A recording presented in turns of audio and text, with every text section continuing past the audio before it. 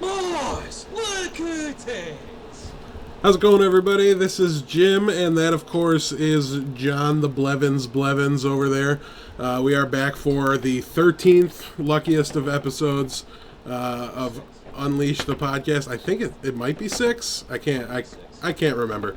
You know what? We'll check the tape. It'll tell us at the beginning of the show.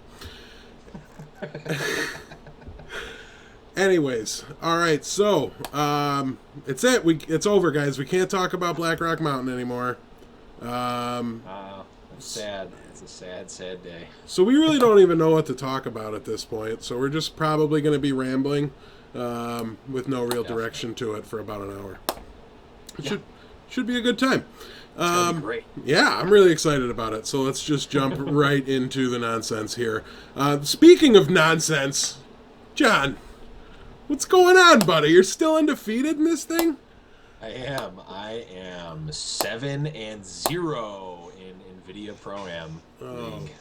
That's crazy, man. Congratulations on the good start. How many more weeks of the Swiss rounds?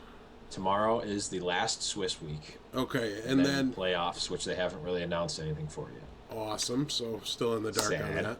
It is a little sad. Because I'd love to know what you're facing, because I feel like we're just going to be testing nonstop and throwing ladder out the window after you stomp this dude's face in this week. Who you playing? Some schmuck, just like every other week. some schmo, some 6-0 schmo. 7-0 actually. 7-0. Oh man. Well, if you can do it, man, anybody That's can true. do it. That's true. Anyone can do it. Oh. Yeah, it's I had 2 weeks where the person, I think not last week or the week before, but the previous 2 weeks, so 4 and 3 weeks ago, the guy I was playing was legend rank or significantly higher than me, and that I know how good my decks are, and I have been playing against the best decks in the format, so I don't really care who I'm playing against, but you see that difference. I'm haven't played the ladder at all. I'm rank 14, and I'm playing against rank 200 legend, and I'm it's gonna feel pretty bad when I stomp this guy. Yeah, I'm just gonna crush you anyways. Don't worry. It must have felt bad because I was using basic sleeves too. I always use either I don't even bust out the legend sleeves for this. I either use the first sleeves or I use the newest sleeves, so the most noob sleeves ever. I've been rocking cupcake sleeves there's no tomorrow, because they're so bad. You couldn't look like a worse player by using cupcake sleeves. I love them. I never understood why you liked them. I honestly just thought you thought they looked cool or whatever. No, I am do I have them? Oh, I do have them on hand. I am a master of things that are really stupid and ironic, hence the real 3D glasses without any frames in them. I love things that look stupid. It's great. So those sleeves are right up my alley. It's all coming together now. I'm finally I've been able to put all the pieces of the puzzle together now. The number of suit jackets from AmVets that I own is more than one. I have exactly one, and that's so I can do the living in a van down by the river Halloween costume. There you go. Yeah.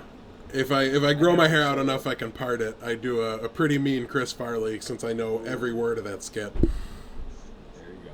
Yeah, it gets there. It's great. All right, so also in addition to talking about the NVIDIA tournament, since we don't know the format of the playoffs that he may or may not be facing, depending on the results this week, but you'd have to think, if you win, you're in. At least I would think. I don't know, because there's so many people, but yeah, they so there was a discussion about if people with forfeit wins would be able to get to the playoffs, and they quelled that because people were saying, "Oh, if you get a forfeit win, you can't be in the playoffs." But NVIDIA posted an official announcement saying that you can. Yeah. Because I have a forfeit win at the beginning. That would just really suck if they ruined you. Right. for that, just because like I didn't like choose to, like I tried to play the guy, but it didn't work out. Yeah, I don't think that can actually punish you. I mean, it's just if opponent match win percentage matters, that's a guy that went like 0-3 drop. Right. So, because I know I was forfeits because they wouldn't let me drop, and I couldn't do it anywhere near that day. Right. So you were forfeit wins for people for 3 weeks. So Yeah, it took them a little while to cut me out of the tournament. Like it was more yeah, than 1 week. they haven't actually posted a ton of information on the event since they started it, but from what I've gathered, they were expecting a couple hundred people to sign up for this, maybe. Just like based on the number of rounds they had, it would make sense that 8 rounds would have a clean cut for what 128, or maybe it's the next echelon 256. Something. Maybe it's even, I don't know. It would hold a couple hundred people and have a nice clean top 16 cut like they wanted to, like they announced originally, but they got a couple thousand. There's like literally thousands of people. I will look at exactly how many people, but yeah, they it's across multiple divisions too. That's the other thing. There's America's division. There's let me just get it. But yeah, there's a ton of divisions and there's a ton of people in each division. So I think they were just completely blown out of the water, overwhelmed with the number of people that signed up. So they're still figuring out for themselves what they're going to do for the playoffs. Honestly, I think they're probably just going to have a whole nother. They're just going to have a whole other event, basically. Like they're going to be like, okay, you made the playoffs. Now you're going to play in a whole other tournament that's like just as big as a regular large scale tournament. And okay, let's go. Right. Which would kind of stink. It's like I've been playing for 2 months, and I've won every game I've played. But it's whatever. Like being in the playoffs is going to be sweet. I'm going to brag about it incessantly, etc., etc. Right. Yeah, it would definitely be a big deal. Like if you get like if you would get feature matched, for example, like that doesn't Yes. just happen to people. So That's if you true. were on camera being casted by Artosis and I'm sorry, Monk and Oh Noxious, God. um, The just literal word. yeah, the Actual dream words. team, right? Aren't they your favorite? Dream team of garbage. That should be the title of the cast right there. Dream team of garbage. Although then people will think it's us. Right. Okay. The only bad publicity is no publicity. If people think I that we're the dream suppose. team of garbage, I'm fine with that. Whatever, as long as you're known for something. I'm It's in 6th place right now in America. 6th place. Holy cow! Yeah. And let's see. I'm going to scroll down. There are still 939 people in the Americas division. Wow. And there are 1, 2, 3, 4, 5, 6 divisions. So Not too I'd imagine shabby. America is one of the bigger ones, but maybe not.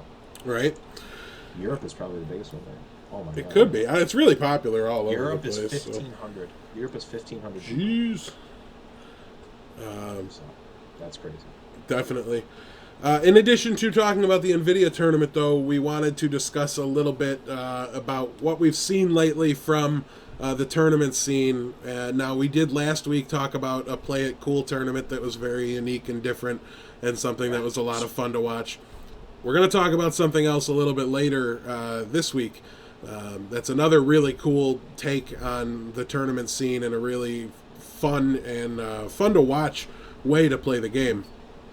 But we want to talk about how a little bit lately the tournament scene is kind of standardized and you're not seeing much variety between the formats. So, John, talk about what you've seen lately since you're clearly the tournament master 5000. Yeah. So we, on one of our early episodes, we talked about how, as Hearthstone matures as an esport and a competitive game, we're going to have to see them really take a firm stance and be like, okay, this is what the mainstay tournament format is. These are the rules. This. Just like Magic, like you have all the different formats. They're all set in stone. There's nothing like you're not going to go to Star City and play this and then go to a different tournament and play something completely different. Like you might play a different format, but you're going to know what that format is once they define it. Yeah. Before it was kind of like, well, do you have bands? Is it best of 5, best of 3? Is it last man standing? Is it conquest? Now they've kind of most of the tournaments that I've played in and seen have been Conquest format, and ever since Blizzard announced that format for BlizzCon this year, most tournaments have followed that suit, because if you want to qualify for BlizzCon points, you have to have it be BlizzCon Conquest format. So there are some interesting little like tricks and notes to think about for doing Conquest format versus the other formats. And I didn't really think about these when they first announced it, because I was like, oh, this is lame because I can't 3-0 people with Hunter anymore, which is what I had been doing previously, and what people have been doing. Yeah, I am. I really am. We talked about this. You brought to the tournament that you won. You brought, what was it? 2 decks that you thought could 3-0, and then one meta choice deck, or one just generically deck, right? good. It was if I was gonna have the really streaky decks, and it was Handlock, and it was Control Warrior. I thought were really good decks to 3-0 people.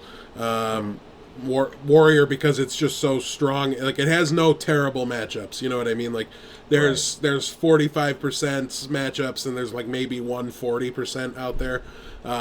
Kind of outweighed by the fact that Freeze Mage is popular in tournaments, so it really you just get the 100%er right there. Right, like you have so many, really just such a great overall win rate with that deck, especially at the time I chose to play it. And also, Handlock can just do ridiculous things to people and just slam 8/8s, and Handlock can just win against anything, basically. Yeah. Then I also brought like Mid-Range Paladin, which was brand new at the time, because GVG had been out for like 2 weeks. Oh, okay. Yeah, so I just had this interesting experience in the Mackenzie's sub tournament a few weeks ago, which, by the way, anyone who's a Mackenzie's sub, she's having another tournament this Sunday. If you are her sub, she would have emailed you, though, so you probably know about it, but check your email if you haven't already. And the last Mackenzie's tournament, which, by the way, a Streamer Spotlight alum won that tournament, Mr. Matty J Mania. That tournament was a last deck standing format. So, and I'd been used to playing Conquest, so I kind of got locked out because it was best of 3 last deck standing, which is kind of weird. Because so I lost against Hunter in the first game. And now my opponent is forced to play Hunter again, so I can bring a deck that beats Hunter. Well, at the time, the only deck I had that could definitely beat Hunter was Freeze Mage. So at this point, if you think about it, I lost the first game, and I am forced to bring Freeze Mage. So now, if my opponent has Warrior Control, it doesn't matter if I win or lose this match, or this game, I've lost the entire match, because I can't beat Warrior Control. So you just get completely locked out of the game because of the decks I had built. Now, granted, that wasn't a good lineup to bring, and that's on me, but it's just it's an interesting and kind of weird thing that can happen in tournaments. But if you don't think about it, or you don't play the tournament, you're not really it's not gonna phase you, because it doesn't like pop right out at you, unless I'm just an idiot, which, okay, that's true, but it's definitely a possibility. Yeah, and then I also, for Conquest format, I was reading about a strategy that was just bring 3 aggro decks, and I'm like, what? Why would you bring 3 aggro decks? You want to be able to beat everything. But it makes sense, because if your opponent brings a deck that can't beat an aggro deck, then you just win the match. It doesn't matter. They can win with their other 2 decks, but if they can't beat 3 aggro decks right in a row with that last deck, you win the match. So that's another strategy. That's so dirty. It's so dirty. I know, it's crazy. And the last one, and I will jump off of my pedestal on the tournament talk. The last strategy I talked about was, that I heard about was, in one of the tournaments they were casting, someone was talking, I think it was Nimsh, was talking about how, I think Firebat, or a lot of the players brought this anti-freeze mage lineup, and I'm like, why would you bring a lineup that beats one deck? And then I realized, if all 3 of your decks beat freeze mage and they bring freeze mage, you just win the match. Because they have to win with freeze mage. They can't, it's not like the last deck standing where you can 3-0 with one of your decks. You have to get a win with every single one of your decks. So if you can build a lineup that has 3 decks that beat one of their decks, then you win the match. It's just as simple as that.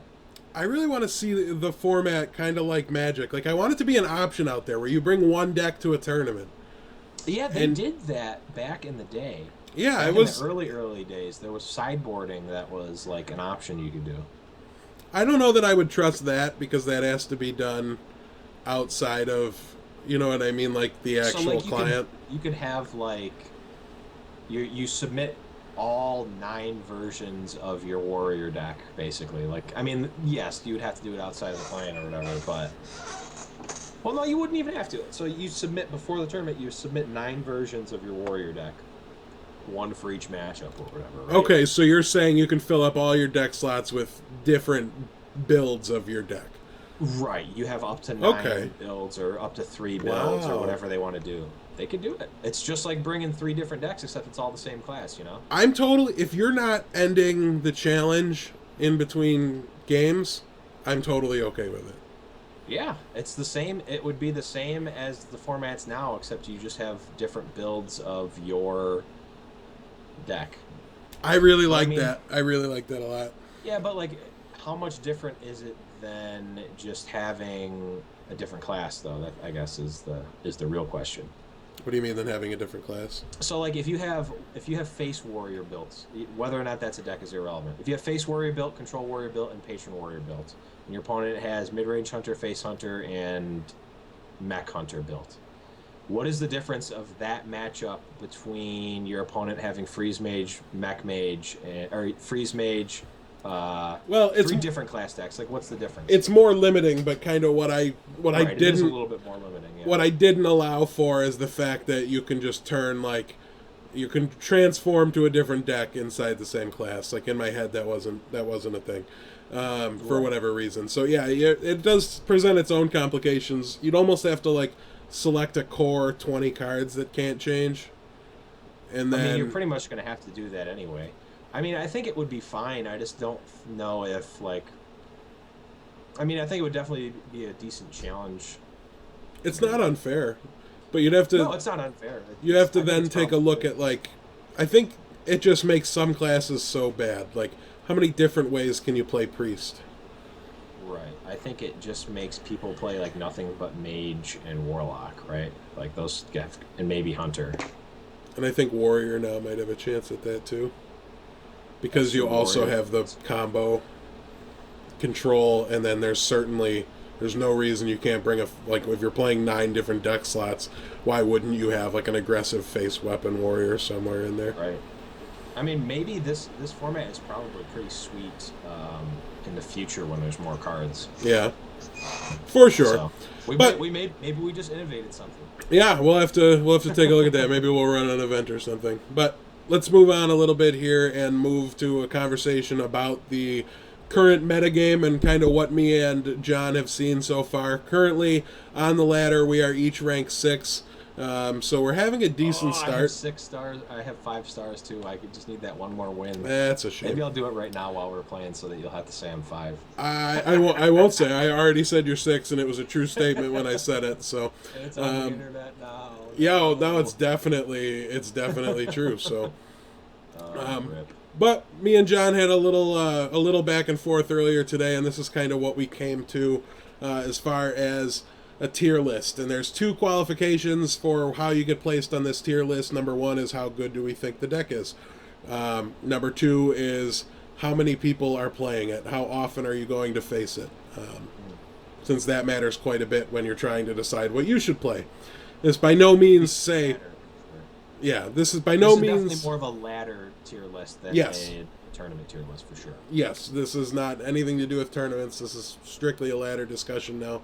And this isn't to say that we think you have to be playing Patron Warrior, Handlock Zoo, or Face Hunter. This is simply telling you these are the decks you need to be the most prepared to face. You need to be able to beat them, have a plan for them, and then they become less relevant in your planning as you move down the list. But let's start at the bottom here, John. Paladin recently is taking quite a bit of a dip, and Yes. seeing less play, and I've tried it, and it's just not honestly that strong of a deck. It loses quite a bit. It gets left in the dust. What happened to Paladin? It's not even really what happened to Paladin because nothing really changed. Well, a little bit did. People are trying to force dragons too much, but even that has kind of cycled out. People kind of have learned that you can't just play every dragon imaginable and cut all of your good cards from Paladin. What really happened was that that guy up in the tier 1 spot has jumped in and really just tanked Paladin's win percentage. If you think you're going to play against Patron Warrior on ladder, which if you're at the top ranks you're definitely going to a lot, you can't play Paladin deck. It's as simple as that. At least not in the ways that it's built right now. The you know when playing muster, when I've seen people on turn 2 for Paladin not hero power, and I think to myself, yeah, that was probably a good move. You're not in a good spot for to play the deck, you know? Yeah. Like, that's just, it's terrible. Your 1/1s are a liability. There's 1,000 whirlwind effects in the Patron Warrior deck. Once it gets to 8 mana, which it's going to because you can't close out a game, you can't close it out quickly in the current builds, they're just going to be able to combo, wipe your board, and just completely kill you. There's not enough hard to deal with taunts to protect the Paladin long enough to see it to its end game. With Handlock, you've got the giant taunts. You've got more Defender of Arguses that can taunt up 8/8s rather than taunt up 1/1s and 3/3s. So the Paladin deck definitely, if it wants to survive with Patron Warrior out there, it's going to need to change drastically. So you're saying it's either time for the really controlly old school Paladin like I was talking about, or like a really aggressive Shakaden style, which might even just not be right anymore, and it might just be Hobgoblin Paladin. Yeah, the Hobgoblin Paladin, it's really inconsistent. That's the problem. But I would probably run that over something else. Like, you can go underneath, and by that I mean you can kill the Patron Warrior fast. Sometimes if you can get a big enough board presence before their turn 8 or turn 7 if they have coin, you can overrun them, and if they don't have the answers, you can be in pretty good shape. Yeah. But they need to start running more Sludge Belchers and like Sen'jin Shield Masters, the cards that have taunt and also have 3 power, so that the Patron combo doesn't do anything to them.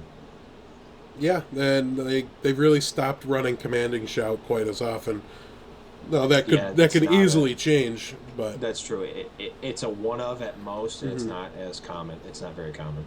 Yeah, Druid's kind of fallen, which we'll talk about here in a little bit as well, at least in popularity. But the next on our list here is Priest on Tier 2.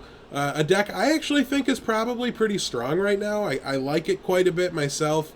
The games just take so long, and people don't typically play it. And it's only on Tier 2 and not Tier 1.5, in my opinion, because it's just, when I'm building a deck, I don't think, oh, how's my Priest matchup? I queue up against Priest, and I go, oh, I wonder how my Priest matchup is. Yeah, it's definitely... see, I thought it moved up to Tier 2 from tier not mentioned garbage on this tier list.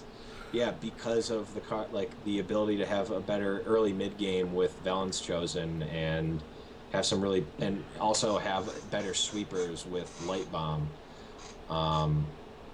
It's just like it in my mind, it has a lot of the same problems as the Shaman decks, the Shaman mid-range decks, where it's doing a lot of like decent stuff, but decent stuff is just like no one wants to see good bounce passes. That's basically no one cares about layups.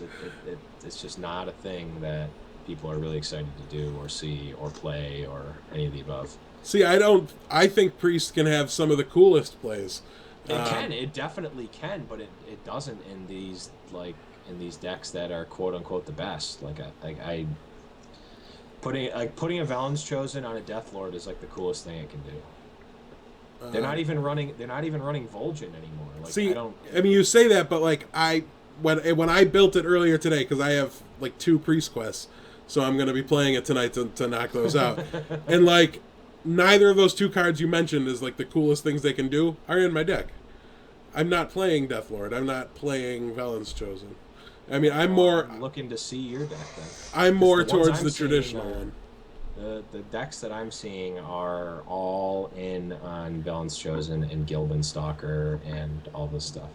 Yeah. Which I still don't. I'm not sold on Gilban Stalker either. Gilban Stalker's kind of silly, I think. Like, it might have been right at the time to, like, I don't know. It's probably not. Just play Shade, right? Don't you just play Shade if you're going to leave it sit there? Well, it doesn't curve as well. You can't go turn 2 Shade unless you have the coin. But it's also just like... No, you can't even on turn. It's its own house that just buffs itself. No, I agree with you. I'm just saying that's like... That's why people aren't like automatically doing Shade. It's because you can't go turn 2 Shade, turn 3 Valen's Chosen unless you have the coin. Well, they could play 2 extra cards if they would cut both of them and just play Shade. That's my take, anyways. I agree. Tier 2 here has Tempo Mage on it as well. I think this is one I moved on you down from Tier 1.5 because I've got to say I played with it and I'm able to like pull off win streaks a little bit here and there, but it's nothing insane like it was before. When people didn't know how to play around it and decks weren't really prepared for it. So I definitely think it's a deck that has fallen victim to just not being the new kid on the block, but it's definitely still viable. I don't know. What were your thoughts on Tempo Mage? Yeah, I think that what happened was there was a Tempo Mage deck that Orange played in the Seat Story Cup that he won. I think that all those things are correct. That Tempo Mage deck was pretty good. Orange won a tournament is probably correct at some point or another. Yes. Excuse me. And so Orange played that deck, and that deck was quite good. And it was another wrinkle in the Mage of Mage decks that could be played. I think at the time it was better than Mech Mage.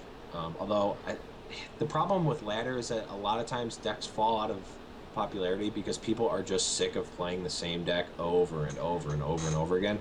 Like, did Mech Mage really get any better or worse? Probably not. It's probably exactly the same as it was like the first week that it was built, but people just get sick of playing it, you know? Yeah. Like, when it was the new thing, every single person was playing it. Everyone wanted to get Legend. Now, all those people that got Legend with their Mech Mage deck are like, well, I don't really need to play Mech Mage anymore because I already got the card back, so I'm going to play a harder deck. But I think what happened to this Tempo Mage deck, to get back somewhat on track, what happened to this Tempo Mage deck was Flamewaker came out, so everyone tried to get super cute with the Flamewaker stuff, adding the Arcane Missiles and Mirror Image, and building that super aggressive deck with the Knife Jugglers. And that, as we found out personally, is kind of really inconsistent, and you really don't want to be doing that all-in Flamewaker stuff. But Flamewaker is really good. I just think that you need to have a more consistent game plan, a little more mid-game to late-game game plan than I'm going to play Knife Juggler, and if I get my Flamewaker, Coin, Knife Juggler, Mirror Image, Arcane Missiles, Sorcerer's Apprentice, I can do like 50 damage of pings in one turn and wipe their board and have a 2/4 left. Otherwise, I die. And instead play like the secret package with Flamewakers in there, just getting the value off Flamewaker and really tempoing them out. Why no hashtag? No hashtag secret package. Because no one's playing it anymore. It's true. No one's playing. It's not a thing, so we don't include the hashtag. Once it becomes a thing, we'll get hashtag. So what I think John is saying is that he wants to bring in the secret package and then start to play really, really good cards that he enjoys, like Kirin Tormage. Not like Kirin Tormage. You probably really like Kirin Tormage, and you just don't know it. I'm pretty sure that's what's happening. I mean, Kirin Mage is sweet with Flamewaker because you go like Flamewaker, then play Kirin Mage, then play a secret for free. I'm in on that. Yeah. I am in on that. But I think that the Tempo Mage deck got too diluted. It needs to go back to its roots. I have been. My mic's in here though. I have been running a mech Flamewaker deck that you sent me, and I changed it a little bit, but it's got way more mid game and late game to it. That deck's all right, but not great. Yeah, that was kind of the point with that, to give it some more consistency, because I don't think the inconsistencies of the all-in Flamewaker deck are really a bad thing. Until you get to rank 5, I just don't have the patience for it. I can't sit there and deal with a 7-game losing streak. I'm going to lose my mind. I'm going to change the deck for sure. Right. I'm not just going to sit there and do that. And that's kind of what's happened. Is I sat down and I played it, and it was great. And I won. There was the time I had 9 in a row, 7 in a row, and then I, lost 3 in a row and just said, "All right, it's over. It's done." Like I don't. After all the wins I'd stacked up, even just after 3, that's who I am. I'm like, oh, it's the wrong time. That's exactly what I did with the mage deck as well. And coincidentally, the times I get legend or get really close are the times I shut that off in my brain and don't actually follow that. Once I get to 5, I just stay on something. Yeah, that's the way to do it, really. Yeah, so I have one more rank. I've been rank 5 at one point, and I was like, what deck do I play? And the first one I tried brought me down to 6. And I'm like, whew, I don't have to decide yet. So that was fun. But the next deck here on our list for Tier 2 is Demon Lock. We've been Maddie showed us an interesting Demon Lock deck recently. And I think, if memory serves, he's like, I'm going to be testing this on stream tonight. And then I didn't get a chance to watch the stream very much. I just peeked in, but he was like rank 4 or something like that. And he started the stream not far below 5, but a little bit below. So I'm assuming it worked very well for him. And I did try the list out a little bit. I'm pretty sure I screenshotted it and gave it a go. Definitely had a little success with it, but I've played so few Warlock games, it's still a little awkward for me to play the class. So I don't know, John, did you try his list out at all? I didn't try his list out. I have it built, but I haven't tried it. I still have a sour taste in my mouth after getting 0-3'd with my with that deck. Well, with a version, the early version of the Demon Lock deck. It just I sat it on the bench, and it has not earned its playing time again yet. I can't bring myself to do it. Like I want to. Like the old Silent Storm one from before. The old Silent Storm one, yeah. Like before, I was playing it a ton, and I was doing really well on the ladder with it. And then I played in a Tuesday Night Hype tournament, I think, and it got 0-3. Like I won my first 2 games with Hunter and Druid, and then I played that, and it got 0-3. And I'm like, you're sitting on the bench. You had a bad game. You're sitting on the bench, and I didn't bring it to Game Core. And I haven't picked it up since. Deck just instantly died to you. Like it was just over. It did. It truly and honestly did. Well, it did see a little bit of a buff. It's picked up Imp Gang Boss since those days, so it's something something you've seen, something that's been around, and maybe it's time to look at his shell and see if we can improve on that shell. But for the time being, it sits here at Tier 2, something you need to be aware of. But not necessarily one of the top competitors. You'll definitely see it, but not as much as the other guys. And John, you've said recently you had some success with Oil Rogue, which is the last card here on the Tier 2. By the way, they're not in any particular order as we list them in tiers. They're all equals, in the tiers. Yeah, I've been playing some Oil Rogue again. It kind of fell off. And it kind of fell off because the Face Hunter deck has gotten better against it, or maybe the Face Hunter matchup has always been good. I just didn't notice before, but because they stopped running the double heal bots. That's what ended up happening. You stopped running double heal bot, double Farseer, and the Hunter matchup got a lot worse. And also, Control Warrior is starting to see way more play than it had been previously, and that's just a terrible, terrible matchup for rogue. So I was playing it, and if I'm playing against Zoo or if I'm playing against Paladin, any of those sorts of decks, um, Druid, where I can just out tempo them and get ahead on board, wipe their small guys off, um, and not have to deal with too many crazy taunts. It's a good deck. It's also got a lot of it also has a lot of like interesting lethals that you can find, that most of the time I miss after I've already done it, or after I've already missed it. But um, so I had some decent success. Then I went on a run where I played against nothing but Face Hunter and Control Warrior for roughly 10 games, and I'm like, all right, I'm going to put you down for a little bit. Maybe I'll come back to you later. But yeah, that's where I landed on Oil Rogue. I haven't really picked it up since that day. Yeah. We're getting trolled in chat right Yeah, now. it's pretty bad. That's why we What's going both on? got awkward, but I had a good time with it anyways. We ignore you, chat. Go away. You're not here. You're not here till the after show. All right, so Yeah. so we're gonna move up to tier 1.5 here and talk about Control Warrior. This definitely is. This is my deck, and I brought it down. Mr. Blevins wanted to list it right up there along with Patron Warrior, and he's not wrong. It's probably that good. It's probably as good as the Grim Patron version of Warrior, or close to at least. But I just don't think it's very common to see play. People do always love to play it when freeze mages are around because there's nothing better than the free wins.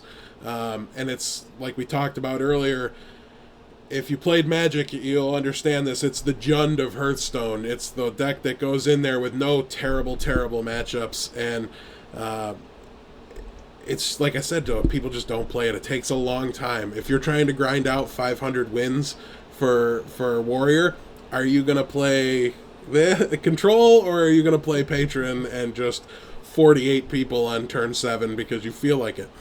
I always felt like it was more like the blue-black Control of this game, where you're like, there's inevitability at all times. Like, you're not going to win fast, but you're going to win. Right. Like, you can get out aggroed if they're really quick, but after a certain point, like, the game's not technically going to be over for 10 turns, but it's been over for 10 turns. Anytime I talk to Peach about like what deck he should be playing, and if I ever am big on Control Warrior at that time, I'm always telling him, like, you loved Sphinx's Revelation, didn't you? Like, you loved that card. So, like, why wouldn't you play this deck? Because every card is just a small piece of Sphinx's Revelation. You're gaining life, or you're picking up cards. It's just like you said. It's got the eventuality. It's just a really, really strong deck. And really, its only Achilles heel is the next guy on our list here is Druid. Although you do have a little bit of trouble against like mid-range Hunter as well. But Druid is like the defining bad matchup. You're like 35% against Druid, and I think that's probably got to be the worst of them. They just seem to really come out with the early mid-game. You know what I mean? They get underneath you. They get too big for your weapons to deal with when you're still trying to like suit up for your first attack on Death's Bite. Right.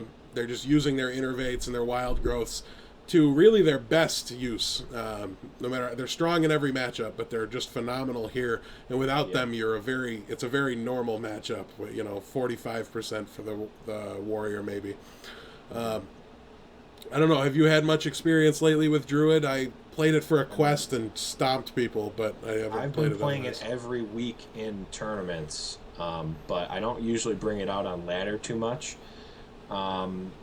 I see it all the time, though. That's why I think I put it in tier 1, and you might have brought it down. I don't know. I see it all the time.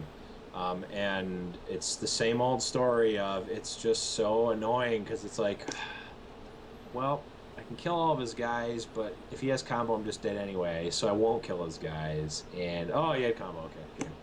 Like, I was on a win streak. I was at 5 stars at rank 6, and I'm like, okay, I just need to get this. I'll get into 5 before the podcast.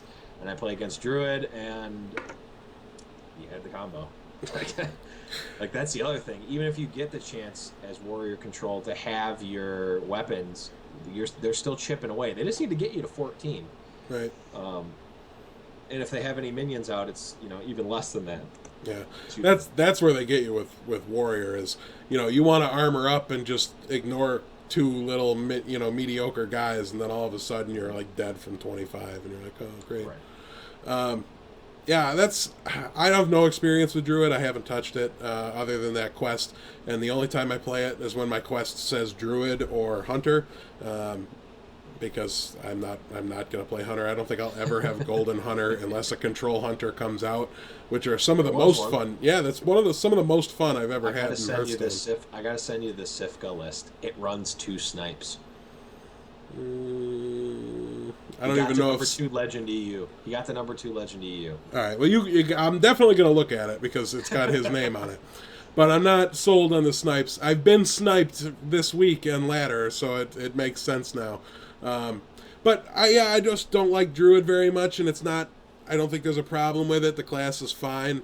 I just hate the way it plays out with the combo. Like you're just like in the super intense back and forth game, and you're like waiting for the defining moment that like swings the board, and then can you draw out of it? Like those are the fun games. Those are the reasons I play the control decks and the interactive decks, and that's why I enjoy it. And then you're just like, oh, I guess innervate double Savage Roar combo. I just lose. I was at like this is dumb. Where's my climactic moment? Where does he beat me instead of just wins? So that deck just wins out of nowhere, and it makes it a little weird for me. I just thought of this, and I might be crazy here, but hear me out. So back in the old days, well, not the super old days, but the kind of old days, they only ever ran one piece of each combo. Mm-hmm. And the combo was still good, but it wasn't as game defining necessarily.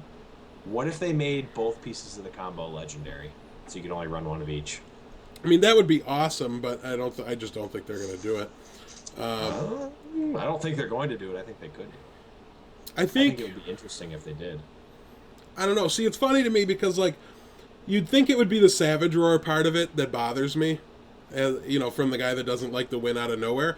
But right. I think it's the force of nature part that bothers me because that's where, I can't interact with that. All I can do is like lay a taunt minion in front of you and that's it. Right. But I can like work on keeping you from having a board presence. That's what I want to do, So I'm able to wrap my head around it. If he double Savage Roar kills me with 4 guys on the board, I'm not even mad. Those guys were there. He didn't, right. I let him establish the board presence. It's not my fault he bloodlusted.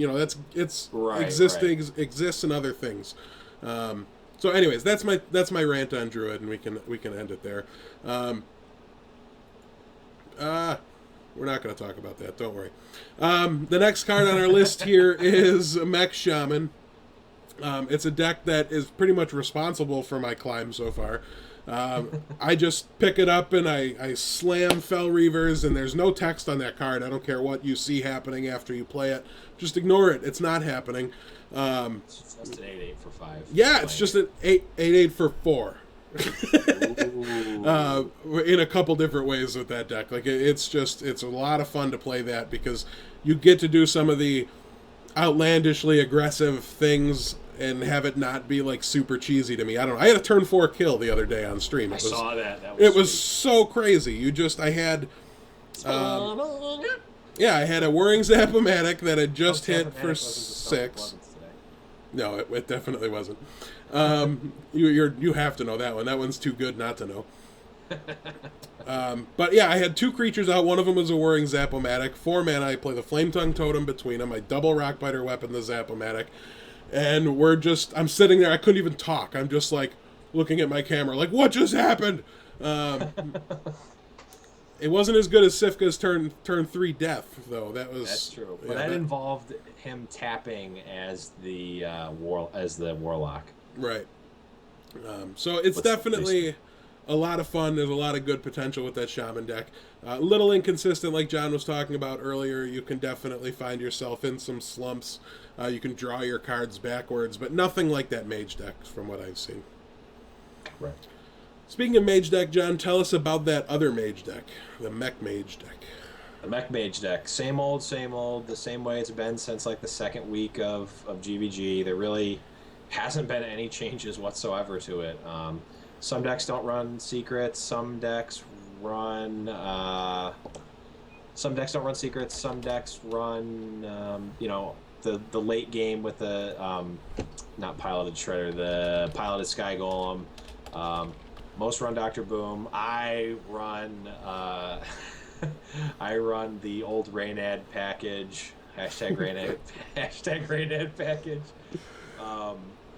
Raynad package with all the freeze stuff and who wants presents? I hope Blingtron wasn't the card for Stump the Blevins. It's still not.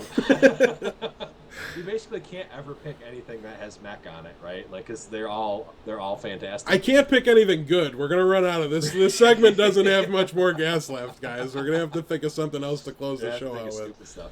But yeah, I run that. But basically, it's the same old stuff. There's 15 of the cards are going to be exactly the same in all of them, and they've been the same since the second week of GVG, et cetera, et cetera. Yeah, I thought that was the most fun way to play Mech Mage. Personally, I don't know. I really enjoyed Blingtron. It's the greatest thing in the world. But next up here is what I think is actually the better version of Hunter, is Mid-Range Hunter. It's pretty, markedly the lesser played of the two. And I really think that that's a mistake. I think people should really migrate more into the Mid-Range Hunter. That has not been the case so far. And that means Mid-Range Hunter falls below Face Hunter here on our tier list. As to kind of answer somebody in chat, this is more like if you're building your deck, what do you need to, face against? It's definitely a ladder tier list and a ladder prevalence deck. Yeah, it's list, not so much us listing the decks by what we think is the most powerful, but that is half of it. The other half is how much is being played. And Mid-Range Hunter is the version that plays, turn 5 Sludge Belcher into turn 6 Savannah Highmane into turn 7 Dr. Boom. It typically plays your freezing traps instead of your explosive traps, though both versions have found a way to play Snake Trap at times anyways lately. But I don't think this needs much discussion. If you want to play Hunter, this is what I believe to be the better version of the two. Yeah, it's definitely better, but you're not going to see it as much as Face Hunter. Yeah. So moving up to Tier 1, well, we just talked about Face Hunter, so we'll move from the back of the list here. This is your aggressive version with your Arcane Golems, your curve tops out at Leroy to just really, crush somebody all in one turn right at the end. Your Huffers. Don't forget the Huffers. Always play 2 Huffers when in your Face Hunter deck. Otherwise, you won't win. 4 Huffers, 2 Arcane Golems, and 2 Huffers. That's true. That's hard to deny. And let's see, the next version or the next deck here on the list is Zoo. I believe we've deck teched that fairly recently, so hopefully you guys are familiar with it. Just the aggressive version of Warlock. It started to slow down a little bit and get a little bit bigger in terms of the mana curve. Brings in Mal'Ganis now, where it didn't used to, and it also plays 5 mana Bane of Doom, I think. Yes. Okay. A lot of them. Yeah, usually as a one of, I've seen 2 of at times too. It definitely depends on the metagame. And I'll let John kind of step in here and talk about the last 2 on our list, starting with Handlock. It's also worth noting that the Zoo decks have kind of shifted to Sea Giant as well, which I think has been another big help in its consistency in the late game. The Sea Giants have definitely been a huge help for them, which are fueled by the Haunted Creepers and Imp Gang bosses and Implosions that fill up that board really well and allow you to play really cheap 8-8. Moving on to another Warlock deck, Handlock has really been the big bad guy at the top of the competitive competitive scene for as long as I can remember, really. People have been playing Handlock. And it goes through changes. The number of taunt givers change. Sometimes they play Mal'Ganis, although not usually. It changes. It has tweaks from time to time, but the overall Handlock, I'm going to play very cheap 8/8s and give them taunt, is the same, and it's been the same for a very long time. And I think Crip made a video about oldest decks in Hearthstone, and Handlock is probably the oldest surviving deck in Hearthstone. It's got to be pretty close to it. This last like 6 months or so is probably the least I've seen Handlock, and it's really just started to come back. It's definitely in the last couple weeks with the rise of our last deck on the tier list. Handlock has definitely risen up, and there's the other offshoot of Handlock, although it's really not a Handlock deck, is a deck that we will be talking about. We didn't put on the tier list because we're going to be talking about it in one of our next slides as the deck tech, but so the Handlock has been the last season. It was on the down tilt a little bit, but I mean, you're always going to see it. It's always going to be there no matter what, but it's been on the down tilt. Now it's kind of going up more because it has a good matchup against probably the big bad wolf of the format right now, Patron Warrior. My favorite deck in recent history. Do it, John. I know you didn't like it that much, or at least didn't have as much success with it. You did. Yes. I'll do it. Everyone, get in here. But it's just, if you're gonna build a deck, this is why we see Paladin at tier 2 and not at tier 1.5 or even tier 1. It's because they can't beat a Patron Warrior deck. Patron Warrior just stomps on them. A lot of these creature decks, if you're not going super fast and you don't have 3 power taunts, you're just gonna get outclassed by the stuff that Patron can do. And that's about it, man. Like, that's it. We've talked about it enough. We did a deck tech on it. We've talked about it throughout this whole tier list. It is the deck you need to know about.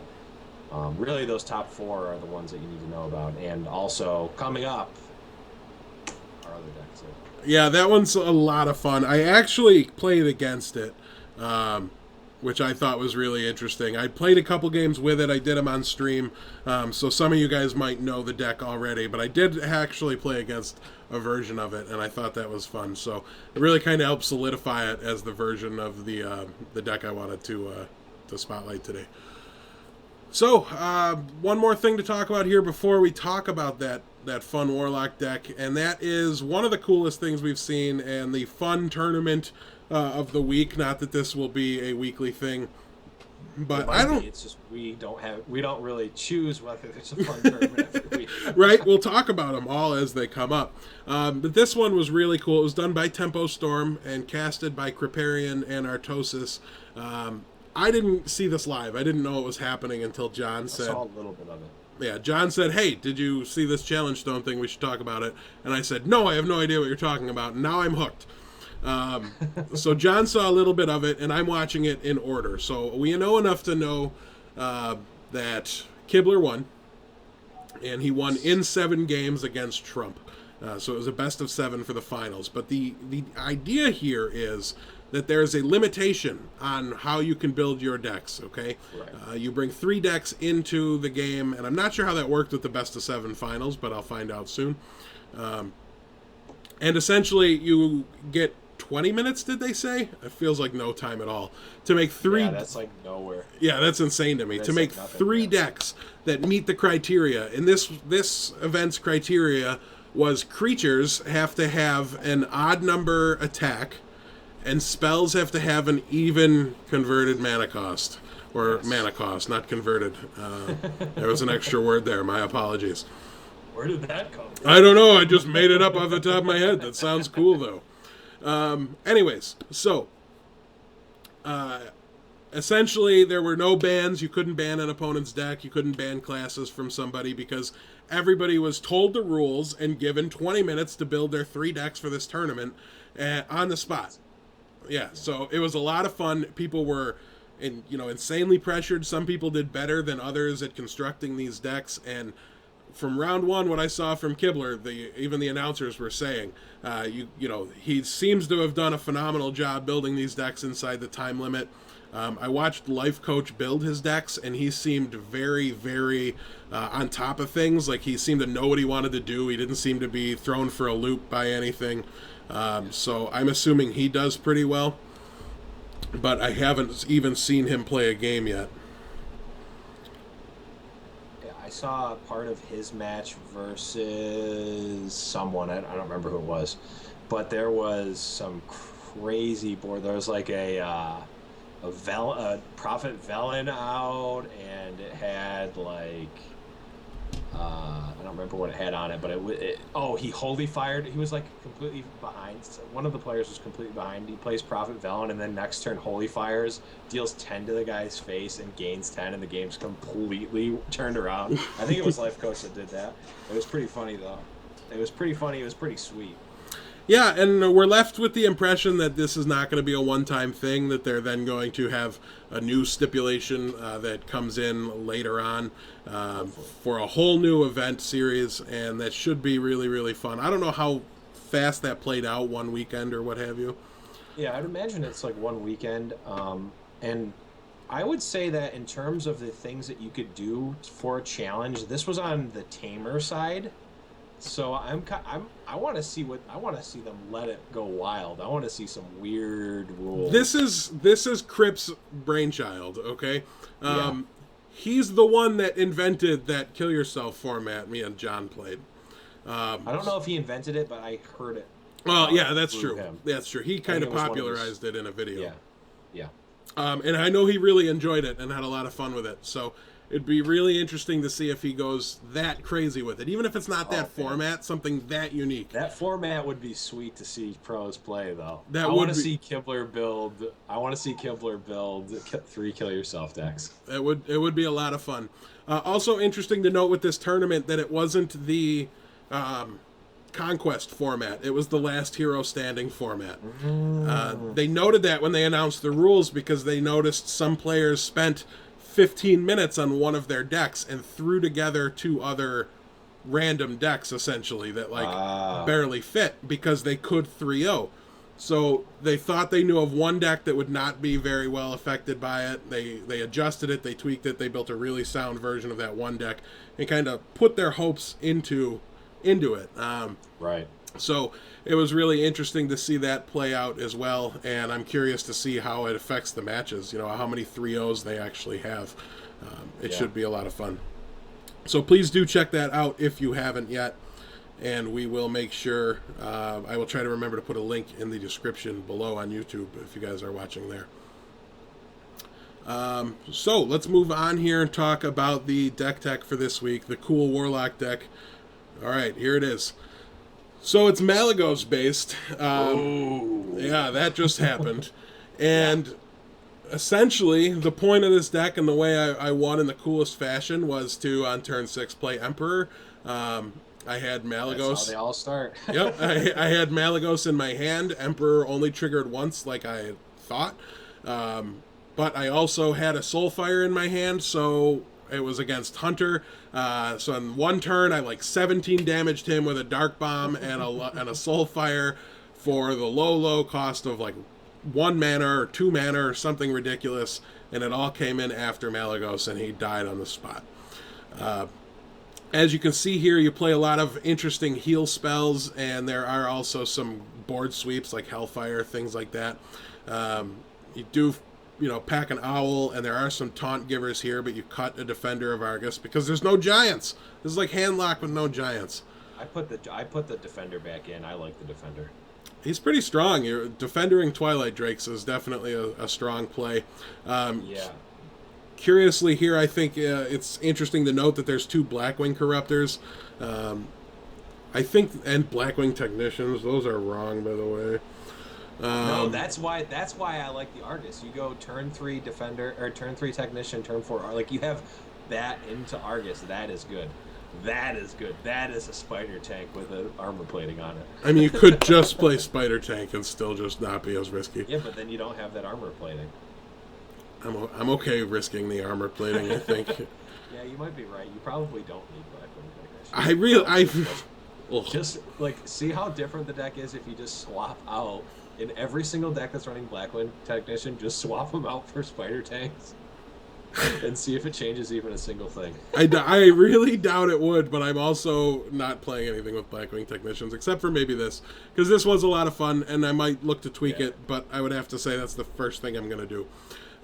It definitely does want something to play in the early game, because you want to tap on turn 2, and then in some matchups you don't necessarily want to tap on turn 3. And if you're on the play, you tap on turn 2, and then on turn 3, if you tap again, you might be too far behind. So you want something strong. You want something strong to play on turn 3, and that's, I think, about the strongest thing you could play in terms of attack and health. Like I don't think there's anything that has more than that, right? That doesn't attack a random minion 50% of the time. I honestly was looking at something else, and I'm not 100% sure what you were asking me. Yeah, so I don't think you get more of a bang for your buck at 3 mana than that guy. And I think you do want a 3-drop. You want a board presence on turn 3 in a lot of matchups with this deck. Yeah, I could see that. I mean, it's definitely possible. It's right. I'm just curious if it's like forcing me to play Azure Drakes when I don't really want to play Azure Drakes and things like that. I like the Azure Drake too. I do, but like turn 6 Azure Drake Mortal Coil is pretty good to answer a lot of the X2s. You're also talking about like Corruptors though, and Corruptor is really good. You can really just kind of morph yourself back into like a more traditional hand lock that plays a little extra burn in Malygos. Yeah, you sure? I don't.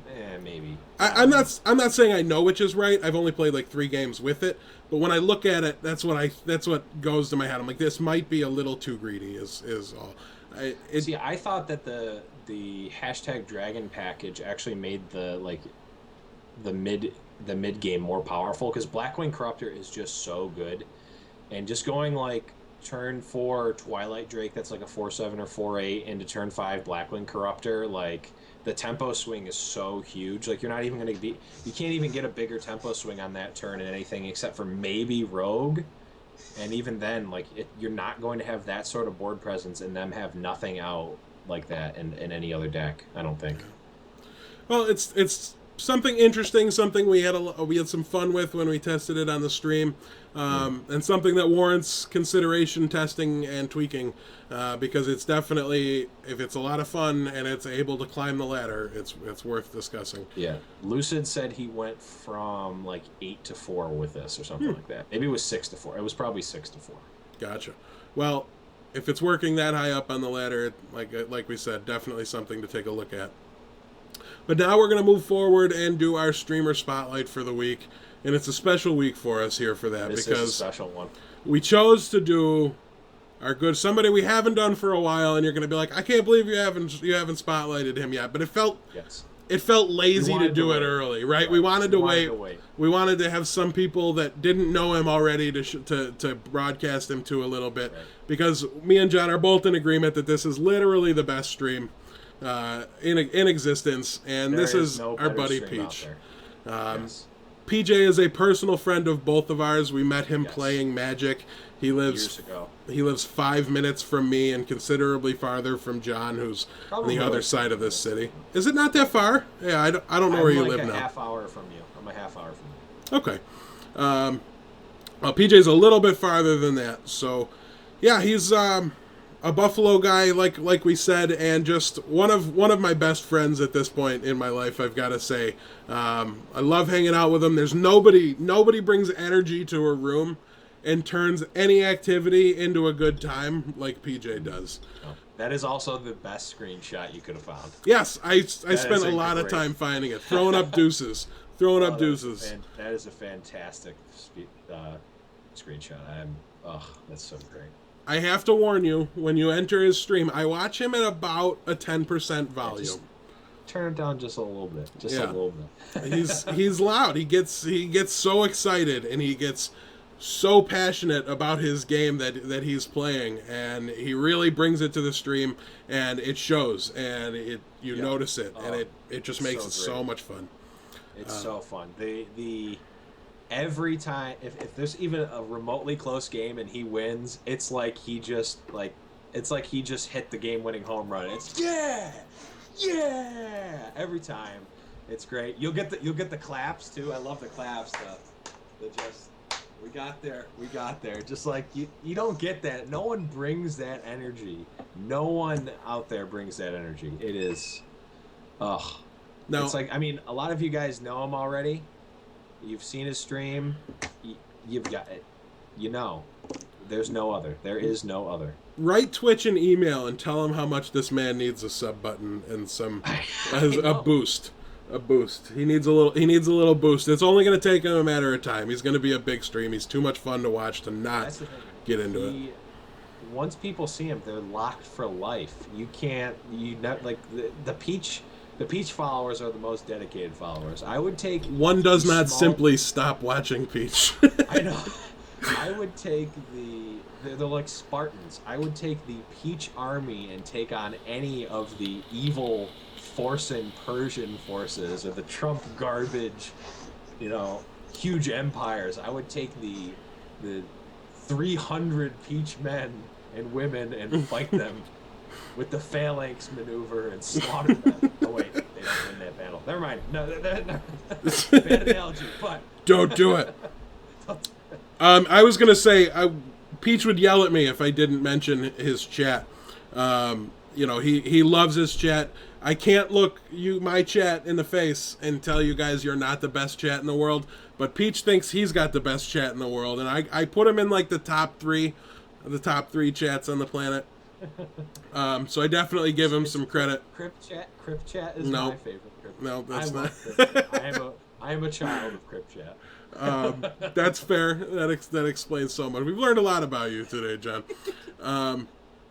But for real though, if you don't follow him, if you don't follow Peach, please do. You have to. You have to. We're actually forcing you to. Yes, it's for your own good. Take your medicine. I'm gonna write a computer virus and email it to the entire Hearthstone community, and it's gonna do is log into Twitch, follow Peach, and then uninstall itself. Share Unleash the podcast on your Twitter account, and then uninstall itself. It's not even gonna follow you.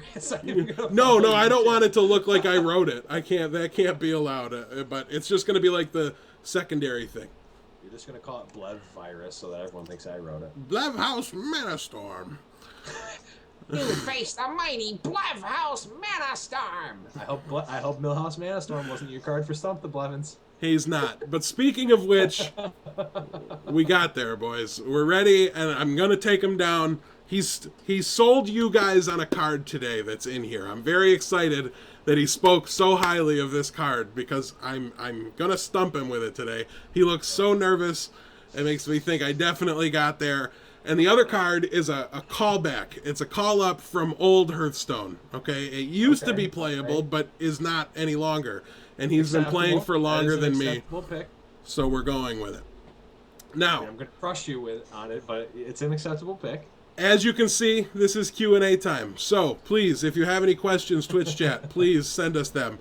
John is also watching Twitter with bated breath, waiting for your tweets. So you can tweet us there. But I'm not logging in right now to do that. if you're watching live, you're probably in Twitch chat. So I don't think we're really able to expect them from there. But in the meantime, John, are you ready for the first one? Do you want the callback or the one you said was really good first? Whichever one you want. No, you got to pick one. Let's go with the one that I've talked so highly of. All right, so we're gonna go with the callback first. I'm throwing him off his game. Anything to win. I just deflated his football. You can't stop me. God. All right, John. So the callback is Argent Commander. Oh my God, are you kidding me? I played Arena for the first 18,000 months of Hearthstone. Well, then you can do it, no problem. To Northrend! To Northrend! And when he attacks us, victory or death! Victory or death!